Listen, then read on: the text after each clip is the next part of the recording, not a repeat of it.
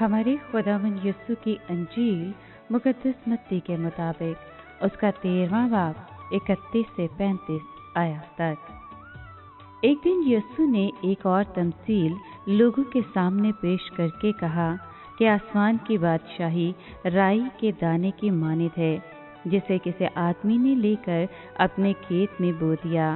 वो सब बीजों से छोटा तो है, लेकिन जब बढ़ जाता है तो सब तरकारियों से बड़ा और ऐसा पौधा हो जाता है कि आसमान के परिंदे आकर उसकी डालियों पर बसेरा करते हैं। उसने एक और तमसील उनको सुनाई कि आसमान की बादशाही उस खमीर की मानित है, जिसे किसी औरत ने लेकर 3 सा आटे में मिला दिया, यहाँ तक कि वो सब खमीर हो गया। ये सब बातें यीशु ने हजूम से तमसीलों में कहीं और बिला तमसील उनसे ना बोलता था, ताकि जो नबी की मार्फत कहा गया था वो पूरा हो कि मैं तमसीलों के लिए अपना मुंह खोलूंगा, मैं बनाए आलम के इसरार जाहिर करूंगा। पाक कलाम के पढ़े और सुने जाने पर खुदावंद की बरकत हो, खुदा का शुक्र हो। अजीज दोस्तों, जब यीशु ने ये तमसील सुनाई तो उस वक्त मौसम सरमा का शुरू था और चारों तरफ खेतों में काम जारी और सारी था। मसीह ने अपने सामीन को ज़राअत से मुतल्लिक उम्दा तमसील सुनाई, जो जाहिर करती है कि खुदा की बादशाही की इब्तिदा बहुत छोटे पैमाने पर शुरू होती है, मगर आखिर में नहायत अजीम हो जाती है। बैरूनी नशोनुमा के लिहाज से ये इतनी बड़ी हो जाएगी कि अच्छी तरह से लोगों की खिदमत करने के काबिल होगी।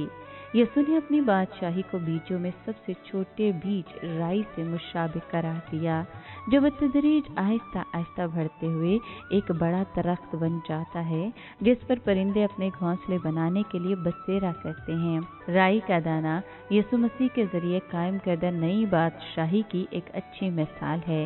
राई के दाने के कुचले जाने के बाद इसमें शिफा देने की खूबियां भी पाई जाती हैं, और यही हाल निजात दहिंदा की कुव्वत का है। मसीह यीशु का सलीब पर मखलसी देने का काम उसके कुचले जाने पर ही मुनहसर है। इसके बाद मसीह यीशु ने खमीर की तमसील दी। ये 5वीं तमसील है जो यीशु ने पेश की। इसमें यीशु ने वजाहत की कि बादशाही में बढ़ोतरी बैरूनी नहीं बल्कि बातनी है, जैसे जिंदा इज्साम के साथ होता है। मसीह की कलीसिया की कामयाबी का दारोमदार बैरूनी नहीं बल्कि बातनी असबाब पर मुनहसर है। चनाचे सियासी कुव्वत और मादरी दौलत बुनियादी तौर पर मसीह की सच्ची कलीसिया की तरक्की का बाइस नहीं होती, बल्कि अक्सर औकात वो इसकी हकीकी तरक्की में रुकावट का सबब बनती है। हकीकी कलीसिया अपने उन अरकीन के जरिए बढ़ती जाती है जो रूल कुदुस की आसमानी कुदरत हासिल करते हैं, जो उनमें बसेरा करती है।